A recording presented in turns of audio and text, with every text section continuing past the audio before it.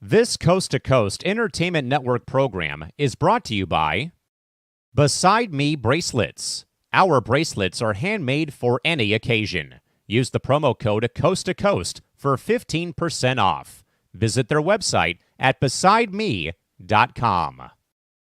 Suzanne's Paparazzi Jewelry. With 24-hour shopping available, use the code 160920 and show her some love, like she showed us. Reaper Apparel Company, a commitment to live your most authentic way every single day. Visit reaperapparelco.com for more information and a look at all of their apparel offerings. And by Good Day Embroidery, your local source for custom embroidery, screen printing, and more. Log on to gooddayembroidery.com for more information.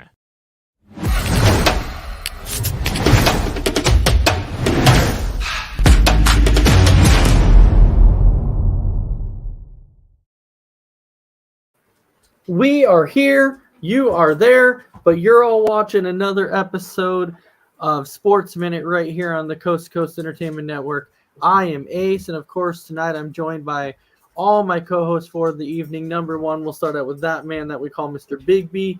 Big B, how are you doing tonight, my man? I'm doing okay. Just a quick update because I know everybody waits for Wednesday to hear about my poker update. It sucked, just like the Detroit Pistons did this past year. So it had nothing good today. Well, but outside that, I'm good. I'll find a way to get you back on that. And then, of course, Mr. Big Game James, how are you doing tonight, my man? I am good. You know, I missed the playoff game today, and I'm really interested in some of these topics because some of them are really hard to come up with answers so far. Some of them, yes, they are. But I did add in one more, but it's nothing big. But I added it in because it came out not too long ago, and we know that, one of the things that we're going to be talking about tonight is Jamal Murray. But on the other hand, I figured there's one other thing that we needed to talk about. And that one other thing that we needed to talk about was Jokic. So with that being said, just really, really quick, briefly, we are going to talk about how Jokic was our MVP winner again. He was. It was announced that Jokic won the MVP again this season. There was actually some people on TikTok that were talking about this, and there was a few of them who were saying that Jokic was not the best player this year. That Jokic, they felt like Jokic did not deserve to win the MVP this season. However, I will strongly disagree with that. I think that Jokic is he's been showing you in the playoffs why he's the best player currently in the National Basketball Association. And that's okay if people disagree with me saying that he's the best player in the league right now, because he is. He does it all. He crashes the boards. He can hit threes. He can do everything. Like, you see him dominate in the playoffs. It is hard to slow down Jokic because of his size. And a guy his size should not be able to shoot the ball like he can. It's incredible the things that Jokic can actually do. So, James, with this one, would you agree that Jokic was the rightful winner of the MVP?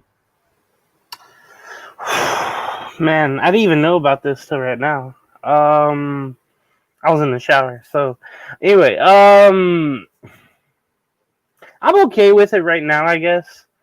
I think this will probably be the last one he wins, just because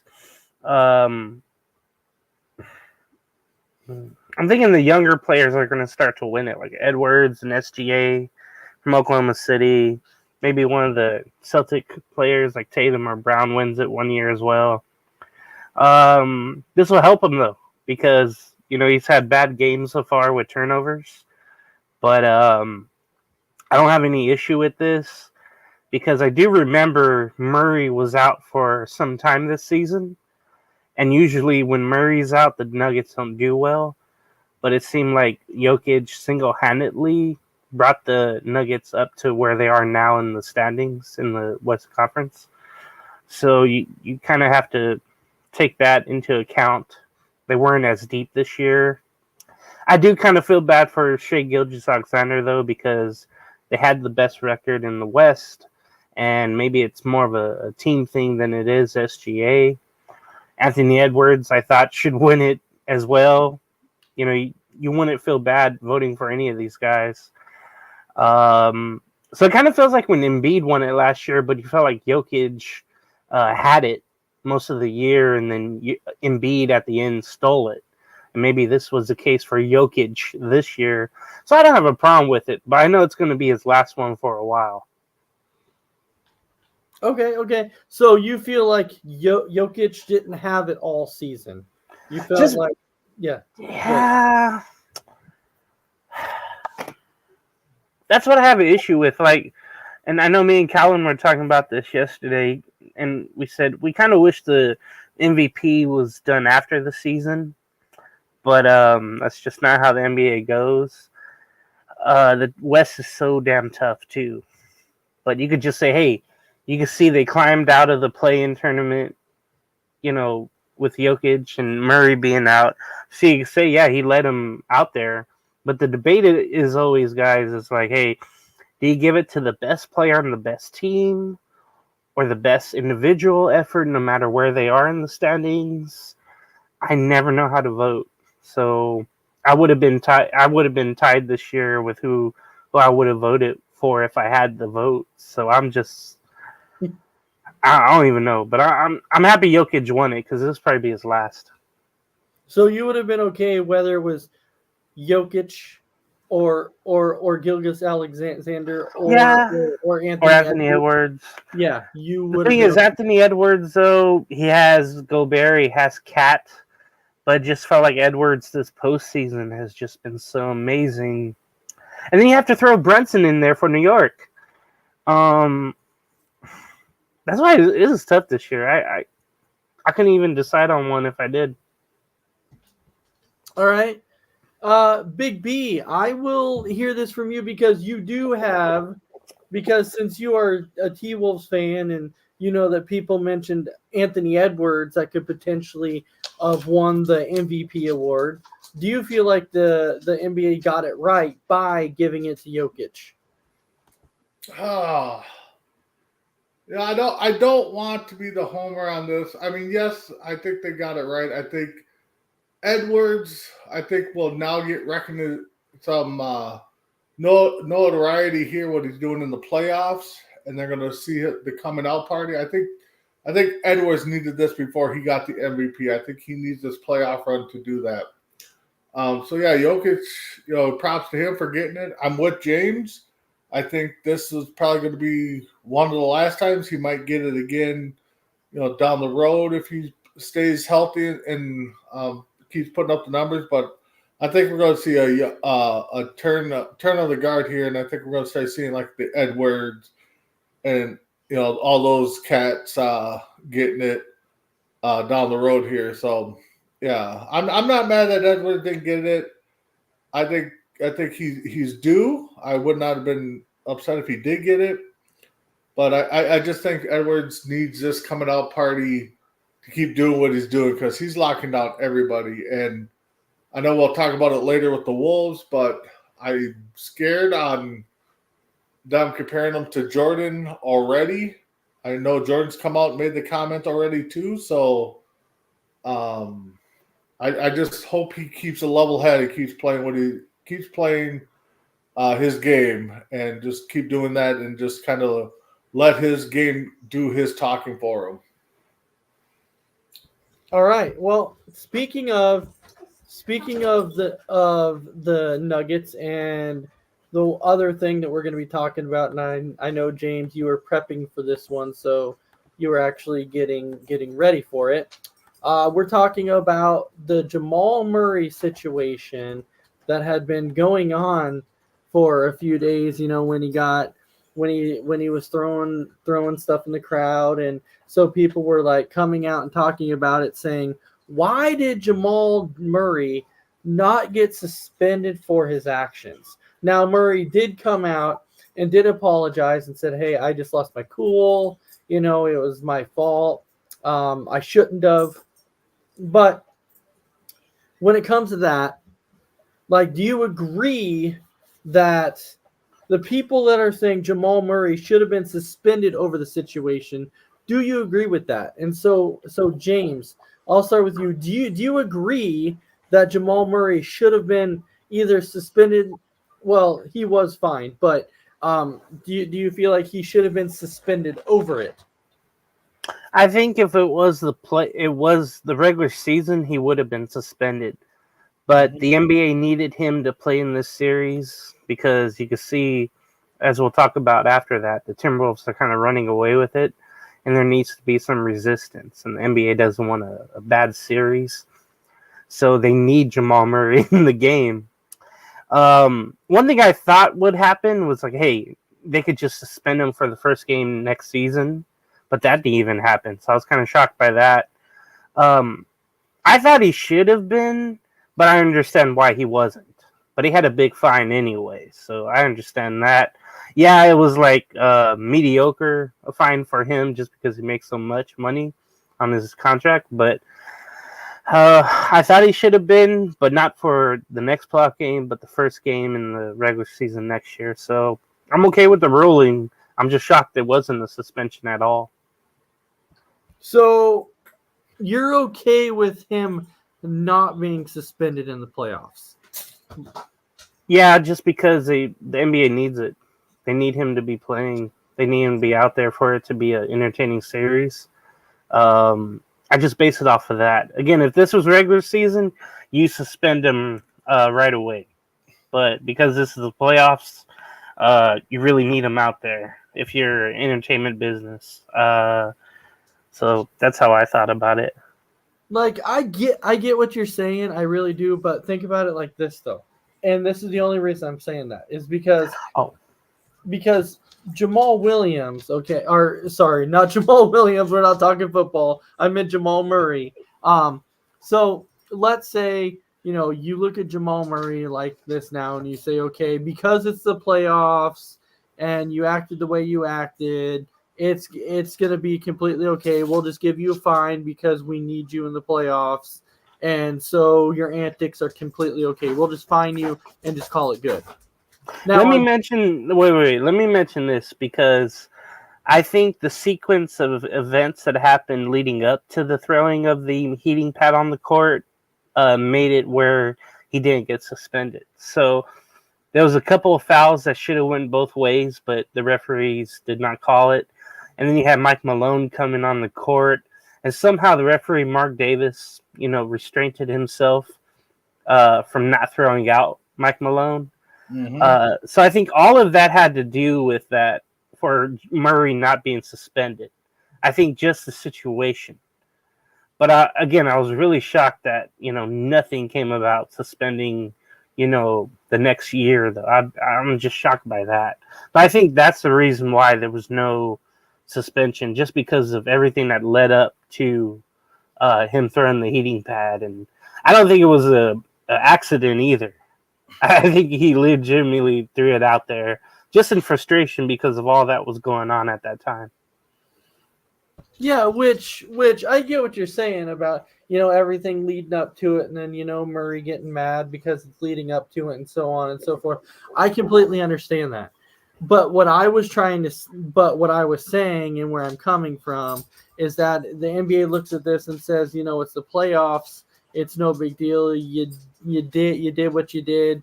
We give you a fine. But now it's like almost telling these players that, if you're a big time name and you're in the playoffs, it's okay what you do because you're not going to get suspended. You're going to only get fined because you're needed in the playoffs. Well, imagine LeBron doing this. He wouldn't get anything. No, he wouldn't. See? Like people would be coming out saying, well, it's just his passion. He's just showing passion. And you know that that's what everybody would be saying. It's just a passionate guy. He's just being passionate. And but I get it. It just surprised me as well that a suspension of some sort wasn't there, whether it be in the playoffs or next season or whatever. Big B, what is your thoughts? Yeah, they weren't going to suspend him for the playoffs. I'm surprised they didn't suspend him, like James said, for first game next year or two. I mean, yeah, it gets frustrating. I watched that game very closely the other night.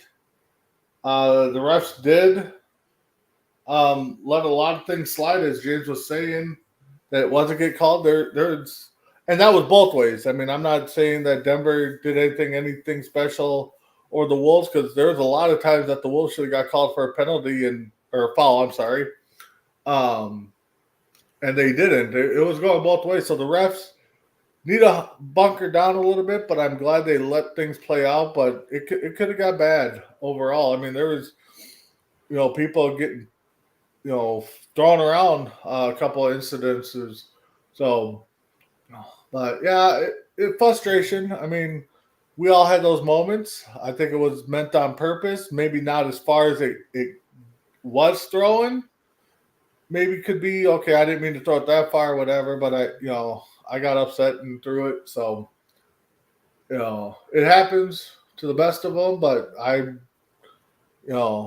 just shocked that it did get a game or two. So, but are you okay with the ruling of not suspending for the playoff play? Oh yeah. I think it's he should not have got suspended for the playoffs. Because it's the playoffs. I mean, unless it was, I maybe if he would have thrown it like aggressively towards a player and tried to hit him in the head or something, maybe you suspend him for the playoffs. But he probably, from the angle I saw, I didn't see much of it. But it looks like he just kind of just threw it out there, just in anger.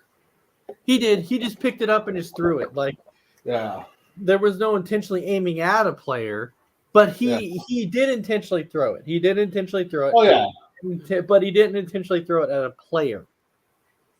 Yeah. And so maybe that's why the ruling wasn't made the way it was made.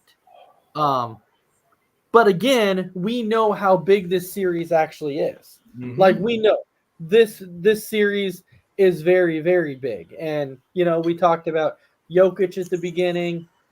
We just talked about Jamal Murray and kind of his antics and what he's been doing and getting upset at the referees because there was some no calls going, which again, the no calls were going on both sides. Yep. So it wasn't like it was one way, and that's the biggest thing. Like typically, well, unless you're the Lakers, that it kind of happens both ways. But if you're the Lakers, you shoot like 30 free throws to, like the Nuggets 12 or whatever. But as far as this goes, I feel like it was even both ways. I really do. So speaking of that, and I know Big B, you really didn't want to talk about this, but we had to, and the only reason that I said it was important for us to talk about this. Oh, I know why it's important. I mean, I'm not arguing that. Yeah, was due to the fact that, the last couple weeks, we said that the team to beat was the Nuggets because they were the defending champs. And we're looking at the Nuggets. We're like, yeah, this is the team to beat. But now I'm like, I was looking forward to watching the series between the T-Wolves and the Nuggets. What I was not expecting was what the T-Wolves have done to the Nuggets. I was not expecting that. I was expecting this series to be a lot better than what it's been so far. In game 2, I mean, the T-Wolves just came out and flat out just dominated the Nuggets. On the road. Oh yeah, it was just domination. When the third quarter came and they're up by 30 points already, I'm like, God dang. I'm like, the T-Wolves are just kicking the crap out of Denver. I was like, there's nothing that they could do about it. Yet again, but Jokic had a lot of turnovers in that game. He was turning the ball over a lot. Murray wasn't being his normal self to where, like, when he was playing against the Lakers, that he was clutching up against the Lakers. But he wasn't really doing that against the T-Wolves. But I'm hoping now, Big B. I'm not saying that I hope your T-Wolves lose, but what I was hoping for, I was actually hoping for a really good series, and I really expected this series to go 7. But with the way the Nuggets are playing right now, I don't see that. Like, I could potentially see the Wolves winning this thing in 5. I really do.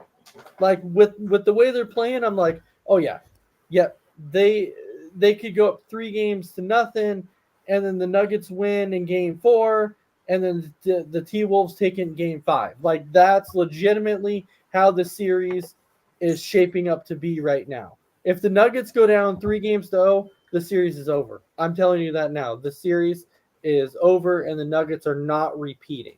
So, Big B, the floor is yours. Like, because we know this is your favorite team, and I know you're talking about hoping the T-Wolves stay healthy because they can make a deep playoff run. From what you've seen from your T-Wolves right now, especially against the Nuggets, would you say that maybe they are the team to beat? If the big three stay healthy, they can keep it cool and just play their game, because if they play an up-tempo game, and they're going to struggle. So they got to play their game. They got to pass it around. They got to look for the good shots. And I know somebody could comment and be like, well, that's obvious for a lot of teams. I totally get that. But this team is going to go as far as that guy in the middle, and both guys on the side of him will take them. They got a good bench and Nas Reed and the rest of the cast that can fill in. But where the Timberwolves are going to be as good and go as far as those 3 guys right there, led by the head wolf there in Ant. This is his coming out party. Gobert and Cat, I think, kind of realize that they don't need Cat for sure. I think realize he doesn't have to be the first option. He just needs to play strong defense along with Gobert there, who just won defensive player of the year again. Just had a baby boy, I believe, too, the other night. That's why he wasn't at the game. So this is their coming out party. This is what they've been playing for all year. And honestly, what they're doing now is one reason why I don't think Glenn Taylor wants to sell the team to A-Rod and them. I think he wants to hold on and finally maybe get that ring that he's been wanting, since the Lynx. So, but, I don't want to jump on the bandwagon and say they're the team to beat right now. And Ace, I get what you're saying. They are looking very good right now. I would not want any other series, if I'm looking at the other teams that potentially could face these guys, to go any longer if the Wolves sweep or win in 5. Because any days out that the Wolves get is just going to make them healthier. And so if the Wolves sweep, I want to be next in line to be playing right away. I don't want these guys to sit long. So if I'm other teams, I'm hoping that this series goes a while and we close out early. So, but good luck to the Wolves. I've been waiting for this team this franchise to do something since Garnett, Sprewell, and Sam Cassell. That's the closest they got. So I'm hoping that the Wolves definitely can pull this one off and get to the final. Give me to the finals. You don't have to win it. Let's just get to the finals. Let's celebrate. Let's celebrate the finals and then go from there. Yeah, and you kind of took one of the points I was going to say too, and I'm glad you hit on it, because I was going to say, just think, like, the T-Wolves had that 30-point lead in game 2 without Gobert, without Yep. their best defender out there. Yep. They were up by 30. And so imagine if Gobert was actually playing in that game. That game would have been even worse. So that's why I'm saying, like, the T-Wolves are a well-constructed team. Yep. They're a very, very deep team, and the Nuggets are not as deep as they were last year. Well, you got to remember, one of the coaching staffs might be the head coach, was on that Denver Nuggets team that he started building. Yeah, so he knows what their weakness is. Oh, absolutely. All right, James, I'm going to turn this one over to you. Do you think, from what you've seen so far in Game 1 and Game 2, that the T-Wolves could be the team to beat? I'm trying to remember. I think it was in February. I went to go see them play the Clippers.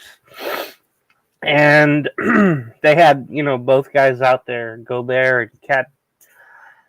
And they were destroying the Clippers inside. I mean, they had Kawhi Leonard on Cat. And that was so easy because they could throw it inside and he just dunked it. And you're seeing that kind of a problem with the Nuggets. I don't know if Denver has to put in DeAndre Jordan to play some defensive minutes. He doesn't bring anything offensively, and he rarely plays. But you could tell their size, and for all the criticism they got in that trade, that it's working out. It's pretty cool to see. I didn't think that would work out. They might have got lucky with getting Anthony Edwards. Like, not really many people knew him. The Warriors had a chance to draft him, but didn't. And everybody else before that, of course. Wolves got that pick, I think, for the Love trade, I think. Wow. I believe so. I could be wrong. That's awesome. Matter of fact, I'll Google it right now. He's my new favorite player. I mean, he's amazing. And he's never fearful of the moment. He likes to shut down the road, the home crowd when he's on the road, and then uplifts the home crowd. And he's amazing. He doesn't have any fear. He goes right in there and does it.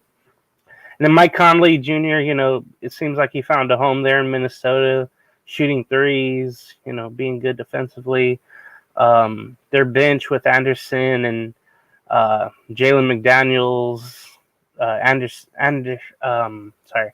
Alexander Walker, the former Pelican. They play the best defense in the league, and that might make them the team to beat. They have a great half-court defense. They really, really do. Everybody just swarms whomever they're guarding, and you just love to see it. Team to beat, though, I think so, but it just depends if there's a team like Oklahoma City who wants to run or who is more athletic overall. That's why I just want to get to the Western Conference Finals now. I just want to get there to see OKC if they can outrun the Timberwolves. So I really want to get to that series already. Not saying it's over, but it's over on both. So we would know if that's the team to beat in the West. We'll just figure that out next series. But as long as those two, big guys are doing work inside and, the other guys are getting in foul trouble on the opposing team, they're going to win every game. And if they have the energy, if they can go on runs and make their threes, they can do whatever the hell they want. They can win the whole damn thing. It just would be a thing for me. Would another team be too speedy, or just like Boston where they just make every shot? The Timberwolves would have to play at their pace to be the team to beat. So they are for now, but I gotta see them against the Thunder. I gotta see how they want to control the pace. I want to see that. And I was wrong. That was not part of the Love trade. I thought it was. I was thinking of Wiggins. That's what I was thinking of. But the Wolves got him first overall in the draft of 2020. Wow. Yeah, so speaking of that there, James, like, Yes, number one. Do I think the Thunder is going to move on? I think they will. I think they will. I think that the Thunder is going to be in the Western Conference Finals along with the T Wolves. I said the Nuggets before, but I've got to change it, and I have to go with the T Wolves now based on what I've seen. Now you look in the Eastern Conference side. I don't know right now if there's actually too many teams that I'll say now. I don't think there's too many teams on the Eastern Conference side that's going to keep up with Boston. I really Mm-hmm. don't. Like I think Boston. Like I know the Cavs went 7 with the Magic. That was a great series. I don't think the Cavaliers have enough to compete with Boston. I don't think that they do. So that could potentially be another 5-game series to where maybe the Cavs get one, but I think the Celtics are just too good of a team. And then if it came to the NBA Finals between the Celtics and T Wolves, I think that would be a heck of a series. I even think the Celtics against the Thunder might be a heck of a series. Um, I really think Celtics Wolves would probably be maybe not rating wise because Minnesota's a small market, but I think it would draw good ratings with if the Wolves and Celtics go in there red hot. Oh yeah, yeah, and I will 100% agree with that with no problem. Like, but we even saw today too. Like, do you think that maybe we're overlooking the Knicks because we kind of know what the Knicks did against the Pacers? But again, I don't want to say that the Knicks are like they're not. How do I put this? To me, they're not the best team in the Eastern Conference because we know that the Celtics are. Had the Bucks been healthy, I think the Bucks could have beat the Pacers, and then I think the series between the Knicks and the Bucks would have been a lot better. But I think that this series between the Knicks and Pacers, the Pacers are just too outmatched, and so right now because the series that the Knicks are in, it's making the Knicks look like a lot better team, like a so dominant team than what they actually are because they're playing against a 6 seed Pacers team, which in reality it should have been the Bucks. But just one man's opinion. That's okay. Shoot the messenger later. Anyway, so James was seeing this. If you had to make a decision right now and say who you think is going to be in the NBA Finals, go ahead and take your pick. I'm gonna say Boston in the East. I just think New York, with OG and Anunoby getting hurt tonight, I'm not sure what their status is gonna be.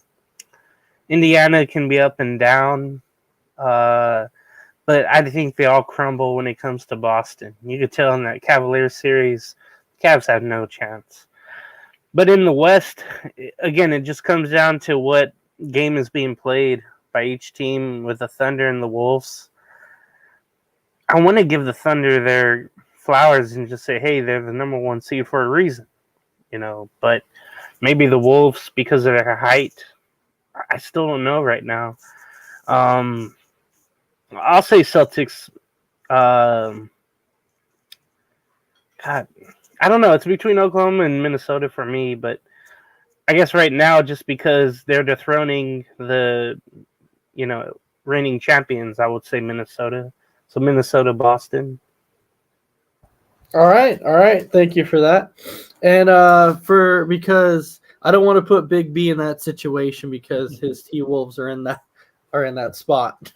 Yeah, but you guys know, I could be definitely honest. I mean, I know you can.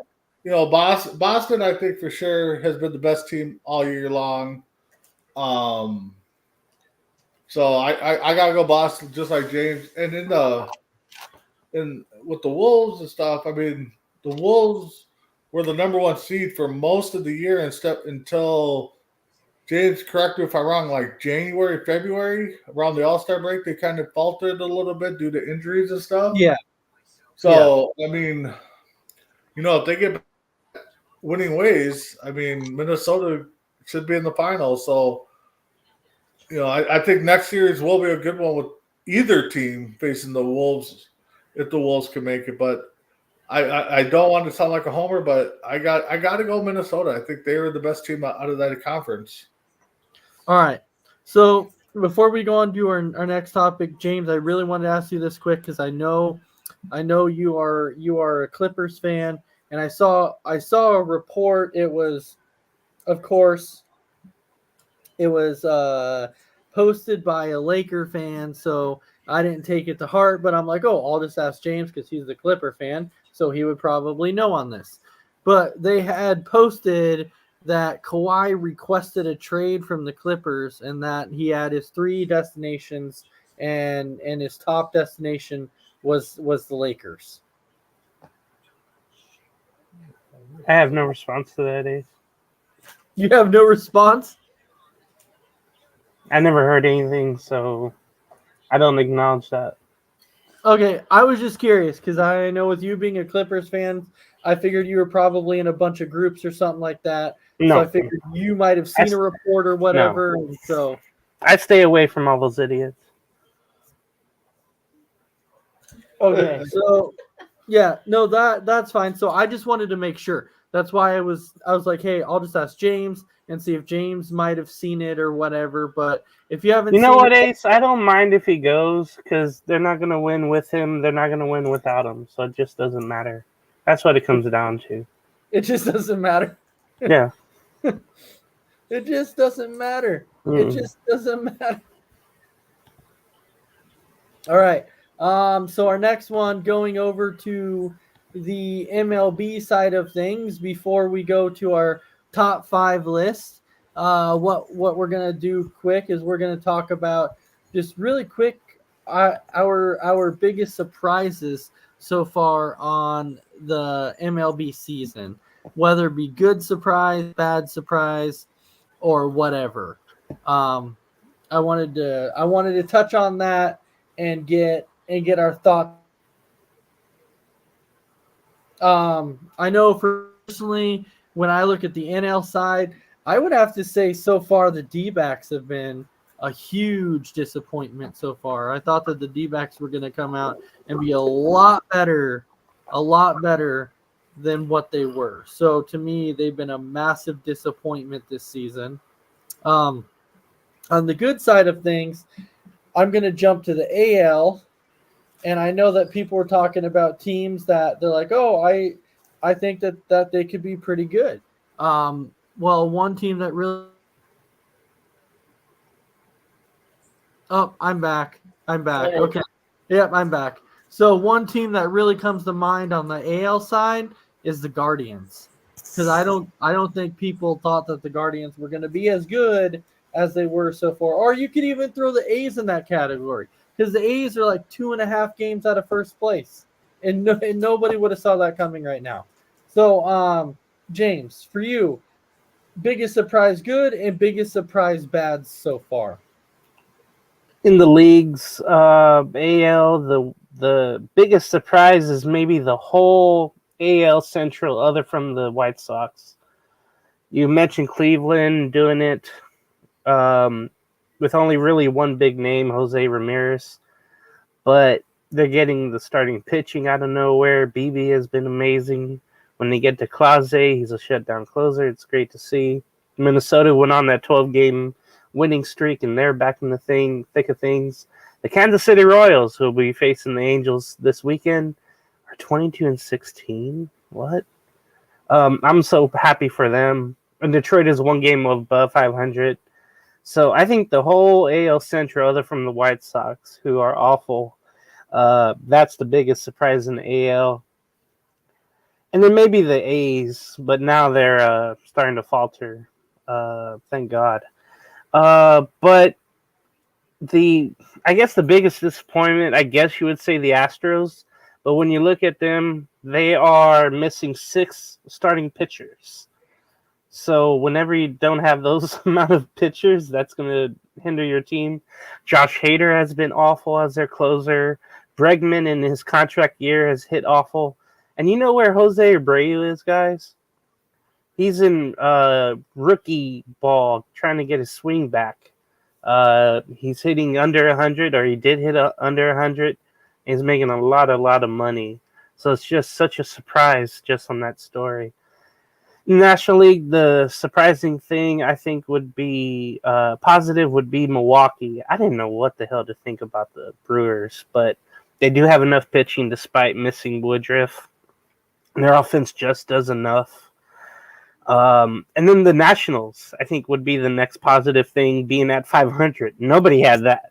Everybody had them, being the White Sox and the A's where they should be. And somehow the Nationals are at 500. I can't explain that at all. Some of the most disappointing teams, yeah, you mentioned Arizona because everybody has figured out Corbin Carroll. And you thought, okay, they're trying to improve on what they did last year. And they made some moves to do that. But one of their free agent pitchers, Rodriguez, is on the IL. The offense isn't hitting like they should. The pitching, other from Zach Gallen, hasn't really done well, other from Ryan. I didn't expect much from San Francisco, though. Even though they made those 2 free agent moves late, they still don't have enough around them. Cincinnati, being young as they are at 16 and 20, I guess that's a disappointment, but they still have time to move up. And they just have a bunch of young players, so I don't want to penalize them too much, but I think eventually they'll get their way going. San Diego's at 2020, Barbara Walters. They will climb up eventually with their trade acquisition of Luis Ariz. I'm not worried about them. So there's a lot of disappointments, but there's some nice surprises. And that's kind of the really nice thing about MLB is you never know on a yearly basis who's going to be that one surprise team that comes out and just kind of surprises everybody. We know at the beginning of the year when the Pirates had that hot start, and we're like, oh, the second consecutive year that the Pirates had a hot start, and then they start to falter. And that's exactly what happened again. They had that very, very hot start, and then they started to falter again, and now they're coming back down to earth again. And you can see that they're not that good of a team. All right, so Big B, your biggest surprises so far? I'll go American League. I mean, honestly, I know they're only 2 games or 3 games below 500, but Oakland sitting right there in the mix of things kind of surprised me. I mean, I know the players, are out to play the games. I don't think they're out to tank and stuff and be bad. So they're definitely a surprise.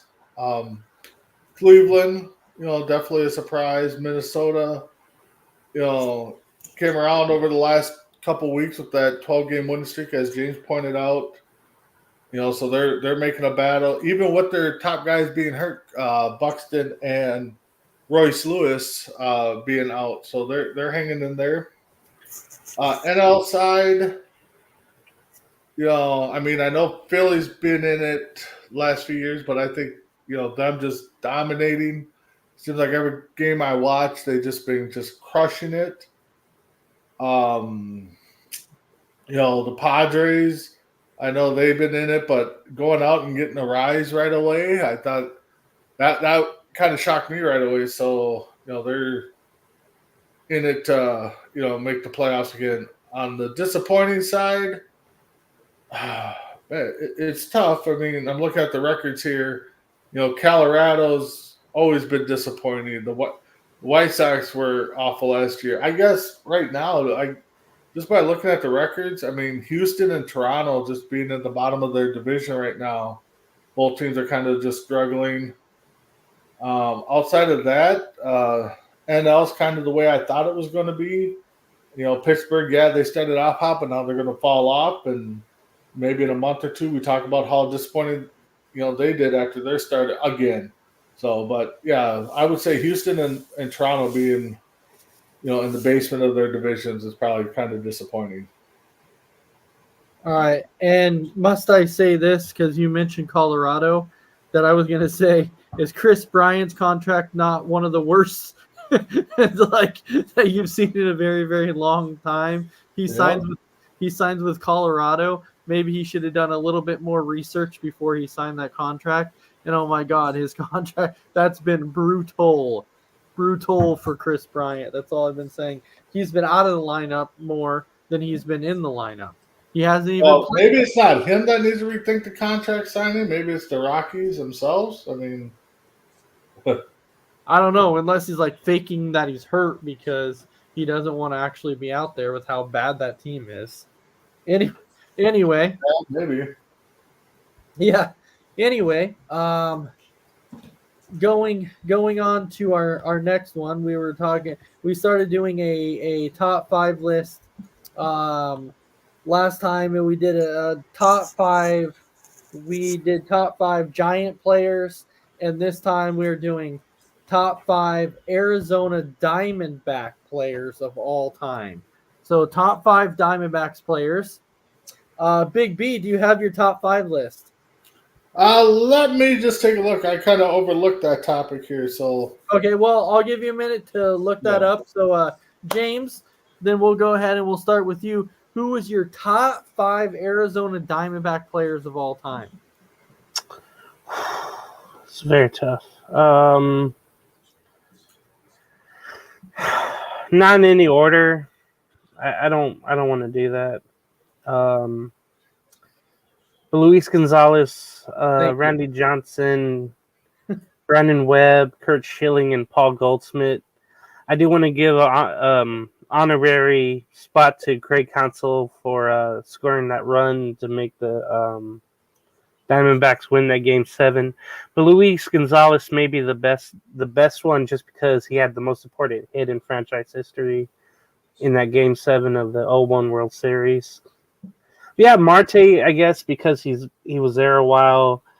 There's some others, like Zach Gallen right now for the Diamondbacks. He's their ace, but he has to get some years in him. So that's my top 5. No, but I was so glad that when you mentioned a top 5 list, I was so glad that you mentioned Luis Gonzalez, because I'm like, how can he not be on somebody's top 5 list for Diamondbacks? Because he's probably their best player of all time.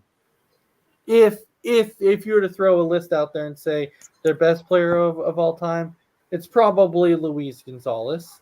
Now Randy Johnson, he's kind of been hit and miss on people's lists, only because he's played for so many other teams in the majors that they're like, well, you could put him on that list, but you could also leave him off, because when you think of Randy Johnson, you think it's Seattle.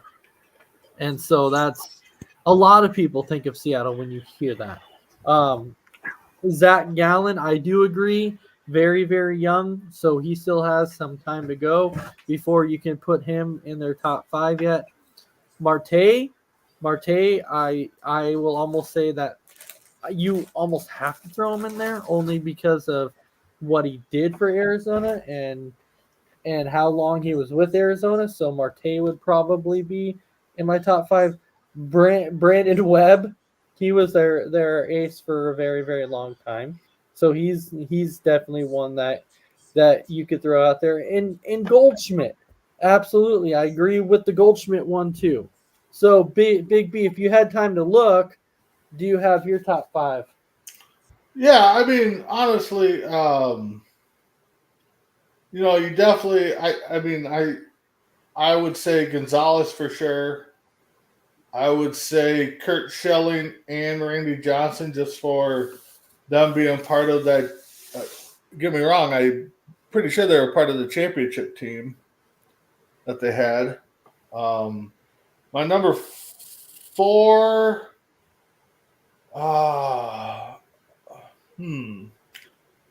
Upton's there. Let's see. Let's see here. Let's see. You got Goldsmith. You got Gonzalez. Don't forget about Greinke. Yeah, I don't like Greinke. Yeah. So Schilling, Johnson, Goldsmith, Gonzalez. The fifth one could be kind of anybody, I think. So I really don't. I'm just trying to think of somebody who kind of jumps out looking. You know what? I will, because I believe he went to coach them for a while too. I'm going to go Matt Williams. I'm going to throw Matt Williams in there. I believe Matt Williams was there for a while. I think he played and then he was like a coach right after that. Third base coach in like the early 2010s. Yeah, he was American League professional baseball coach, former third baseman. So, maybe, you know what? Now that I think about it, just looking at his profile, he never coached. Oh no, he did. He was a player. Nope, he didn't. Never coach the Diamondbacks. He went to Nationals. That's right. Mm-hmm. So, but he was still there for a good, 98 to 2003. So he put in some time there. So. Yeah, so the top five, according to Diamondbacks fans, this was their top five all time according to the fans. The number one the best Diamondback player of all time that they said was Randy Johnson. They voted him as number one. Number two, they had Paul Goldschmidt at number two. Number three, they had Luis Gonzalez. Number four, they had Brandon Webb. And then number five, they had Kurt Schilling. Hey, Christy, how's it going? Yeah, so that was the top five that they had. And I'm looking at that list and I'm like, okay, that's a pretty good top five. But I think the biggest thing that shocks me is the Randy Johnson at number one. Well, I think that's what shocks me. Yeah, I think I could see him being at number one because, they haven't had too many studs over there that would have done much. If you take out people that they groomed, no, Johnson's definitely not going to be in that list. But Well, no, because Johnson started in Seattle. That was where he got his big name. Yeah, but to round out that top 10, then they had Steve Finley at number 6. They had Justin Upton at number 7. They had AJ Pollock at number 8. They had Dan Herron at number 9, which I completely forgot about Dan Herron. I don't know how I forgot about Dan Herron. And then number 10 was Zach Greinke. So that actually rounded out their top 10. Yes, and Tim, yes, thank you for correcting me. You are right. He did start out in Montreal, and then he went to Seattle. But your guy that you mentioned in your top 5, Big B and Matt Williams, they actually had Matt Williams at number 11.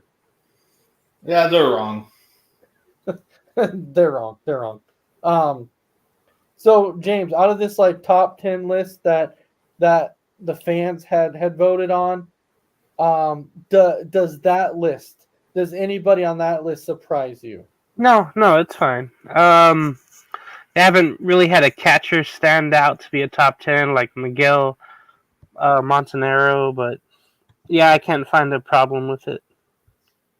Okay, Big B, and you don't really have a problem with that list? No, I'm good with the list. Again, with the team that's had not that long of a history, because they came in, James, 98. What year did they come in? 98. 98.